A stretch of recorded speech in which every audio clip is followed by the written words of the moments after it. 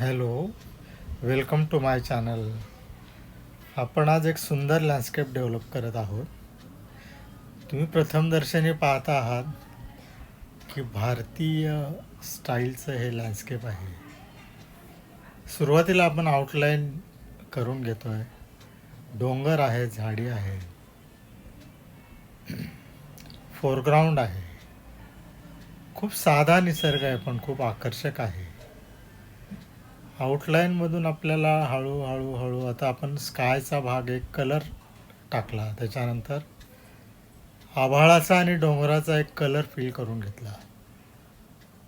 त्याच्यानंतर जवळच्या डोंगरांचा जो ग्रे शेड आहे ती साधारण त्याच्यामध्ये अप्लाय केली. झाडी आहेत, बॅकग्राऊंडची काही घरं आहेत ती फक्त व्हाईट कलरनी सजेस्ट केली. सिम्पली आपण झाडं, त्याच्यानंतर आता ग्रीन कलर आपण अप्लाय केला. हे करत असताना रंगांच्या टोनल व्हॅल्यू, त्याच्या डेप्थ, त्याच्या अंतरावर दिसणारा जो रंग आहे त्याचा इम्पॅक्ट आहे, याचं भान ठेवायला लागतं. कारण डोंगर हे लांब गेले पाहिजे, त्याच्या अनुषंगाने आपण झाडांचा रंग, आजूबाजूच्या परिसरातला फोरग्राऊंड त्याचा रंग, याच्यावर काम करावं लागतं. अलीकडं दिसणारा डोंगर, त्याचं हिरवळ, झाडांच्या मधली डेप्थ, ह्या वेगवेगळ्या गोष्टी आपल्याला पाहायला मिळतात. आपण ज्यावेळेला कलर अप्लाय करतो त्यावेळेला आपल्याला ज्या चेंजेस आहेत, आता डोंगरामध्ये जो शेड आपण अप्लाय केली, आता आपण तो साधारण मोहरीच्या शेतासारखा परिसर जो आहे त्याला एक कलर फिल करून घेतला. त्याच्यानंतर आपण डिटेल्स त्याच्यामध्ये करणार आहोत. मोहरीचं शेत आपण गृहीत धरू आणि त्याच्यातून येणारी जी डेप्थ आहे, तो जो पिवळा रंग आहे तो इतका रिच आणि आकर्षक वाटतो आहे की त्याच्यामुळे लँडस्केप तर आता इतकं सुंदर होणार आहे असं दिसतंय. झाडांमधला अंतरावर असलेला झाडांचा जो इफेक्ट आहे, त्याच्यानंतर आपण आता फोरग्राऊंडवर काम करतो आहे. तर अलीकडं ज्या वेळेला आपण काम करत असतो किंवा आपल्या आय लेवलच्या जवळ, तेव्हा आपल्याला अलीकडची वस्तू स्वच्छ दिसते, म्हणून त्याच्यामध्ये खूप डिटेलिंग करणं गरजेचं असतं. त्याच्याशिवाय निसर्गचित्रामध्ये हे अंतर जाणवत नाही.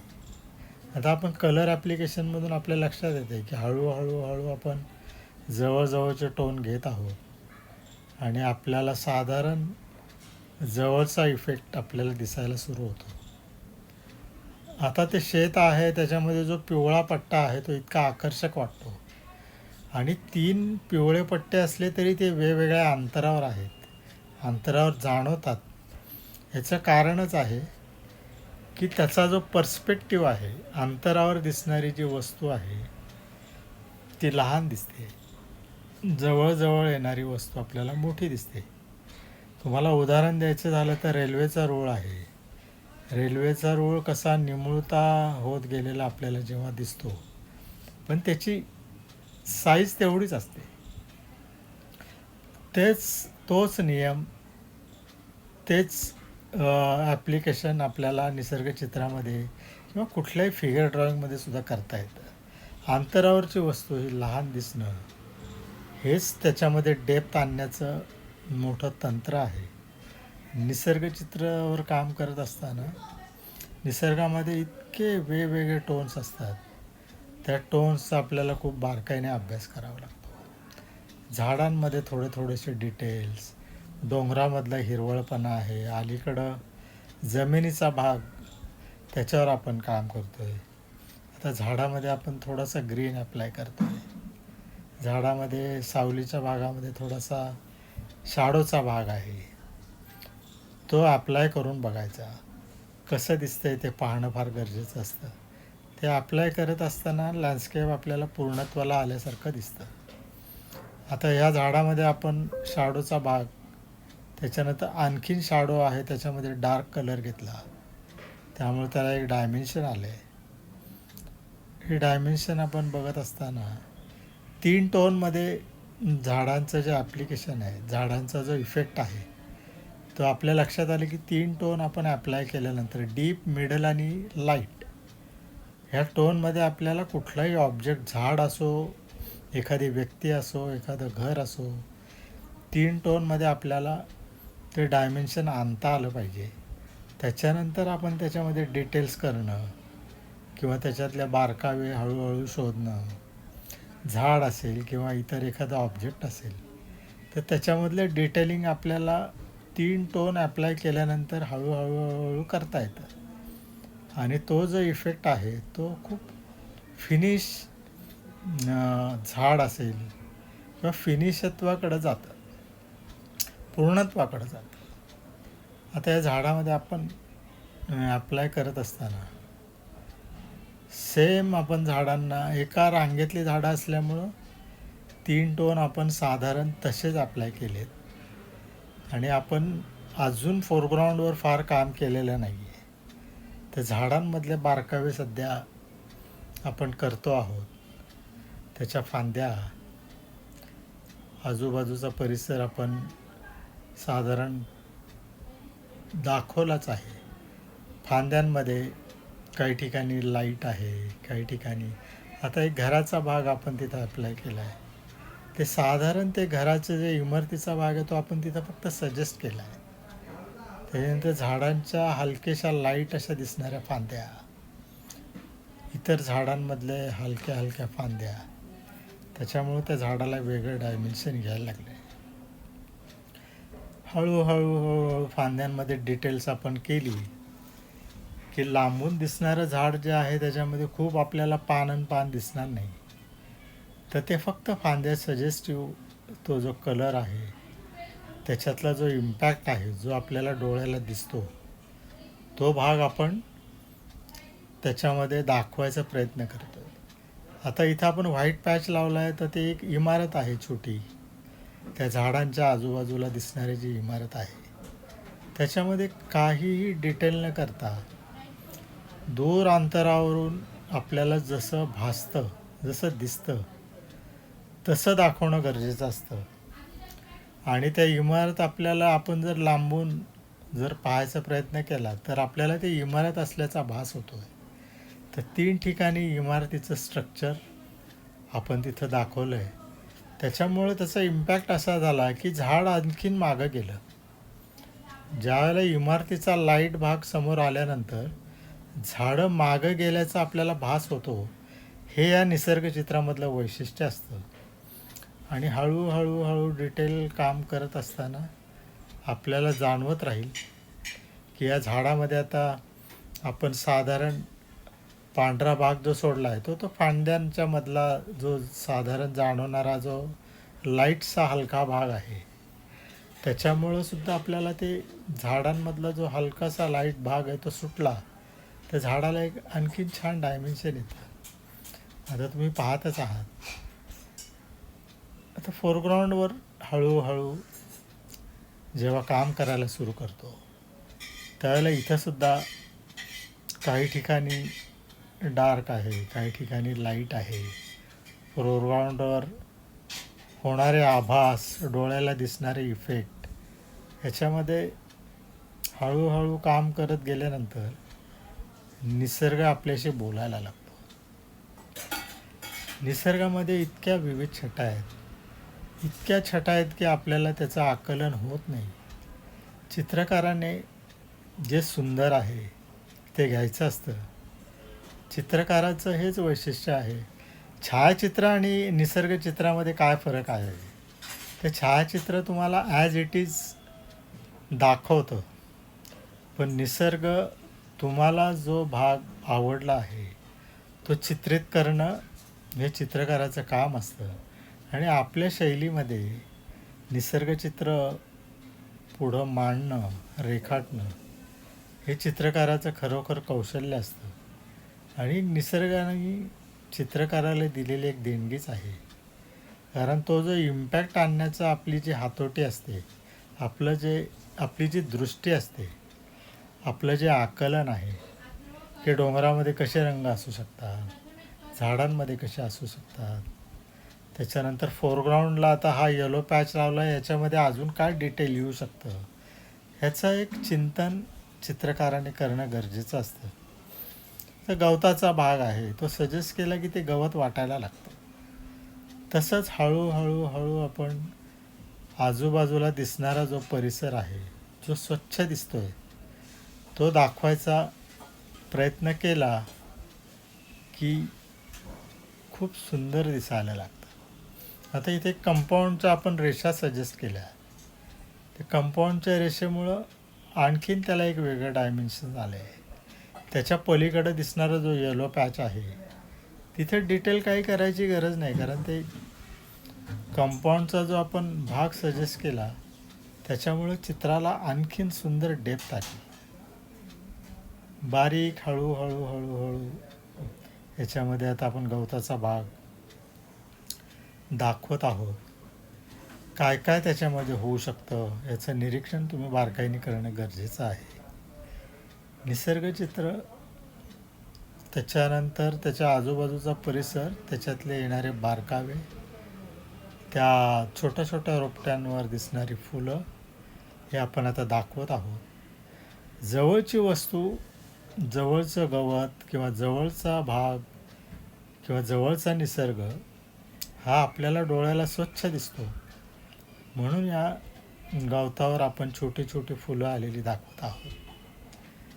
त्याचा परिणाम असा होतो की या निसर्गचित्रामध्ये डेप्थ यायला सुरुवात होते आणि आपल्या डोळ्याला खूप सुंदर त्याचा परिणाम आपल्याला दिसायला लागतो.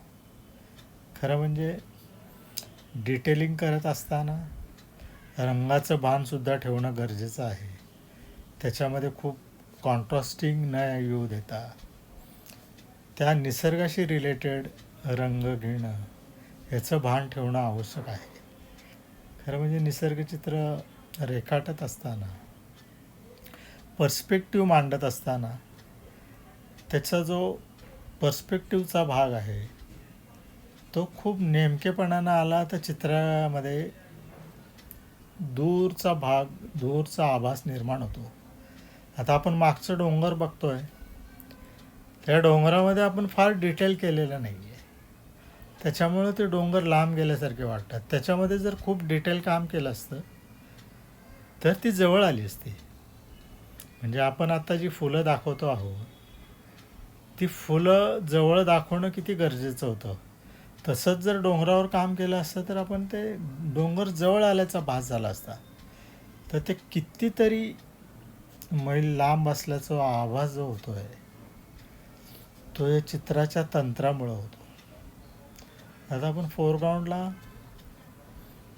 हळूहळू हळू गवतावरचे हलकेसे डिटेल्स मांडायचा प्रयत्न करतो आहे. खरं म्हणजे हे चित्र दाखवत असताना तो जो इमारतीचा पांढरा जो रंग आहे तो इथं बॅलन्स करायचा आपण प्रयत्न करतो की चित्रामध्ये रंगांचा समतोल राखणं ही फार मोठी गोष्ट असते. त्याचा समतोल आपण राखायचा प्रयत्न केलेला आहे.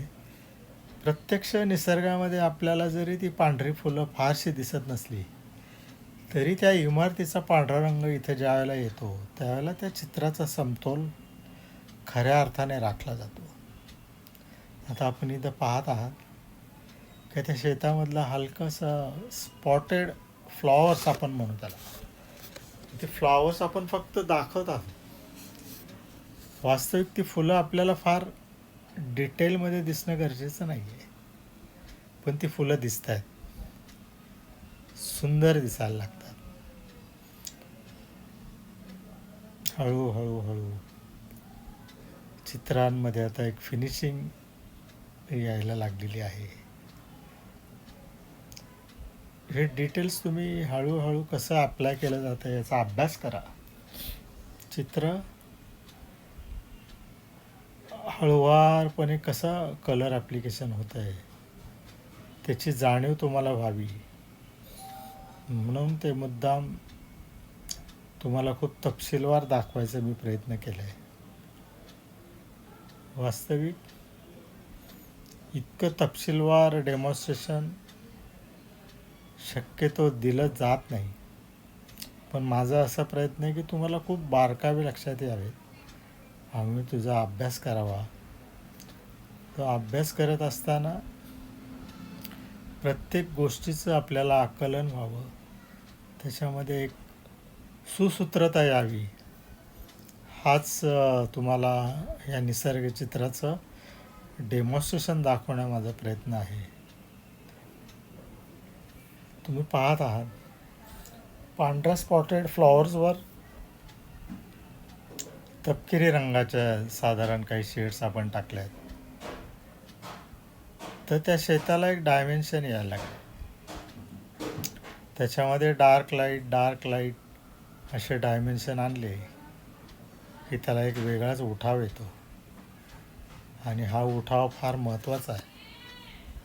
आपण बघत आहात निसर्ग चित्राला वेगळा परिणाम आपल्याला मिळतो आहे. हळूहळू डिटेल्स जवळजवळ आपण पूर्ण केलेलेच आहेत. आता तुम्हाला ओव्हरऑल तुम्ही जर इम्पॅक्ट बघितला तर निसर्ग चित्रामध्ये घरांचा जो भाग आहे तो खूप अंतरावर गेला आहे. त्याच्या मागं ती झाडी आहे, त्याच्या मागं डोंगर आहे. झाडांच्या डाव्या बाजूला जो दिसणारा डोंगर आहे त्याच्यामध्ये हलकेशा जमिनीचा इफेक्ट दिसतो आहे, झाडांचा धुसर भाग दिसतोय. तर ते खूप रंजक आणि डोळ्याला खूप मनमोहक असं वाटतंय. वेगवेगळ्या निसर्ग चित्रांचं डेमॉन्स्ट्रेशन द्यायचा मी प्रयत्न करणार आहे. माझ्या चॅनलवर काही पोर्ट्रेट्स आहेत, ते सुद्धा मी केलेले तुम्ही बारकाईने पाहू शकता. तुम्ही पहा त्याच्यामध्ये कसं कलर ॲप्लिकेशन केलं आहे, निसर्गामध्ये त्या पार्श्वभूमीवर कसं कलर आपण वापरू शकतो, याचा बारकाईने तुम्ही माझ्या चॅनलचा प्रत्येक व्हिडिओ पहा. मला सबस्क्राईब करा, माझ्या चॅनलवर कॉमेंट करा, लाईक करा, कारण मला खूप दर्जेदार काम तुम्हाला दाखवायचं आहे. आणि त्याचाच प्रयत्न मी वारंवार सातत्याने तुम्हाला करणार आहे. इतरांनाही माझा व्हिडिओ शेअर करा आणि माझ्या कलेचा आनंद घ्या. धन्यवाद.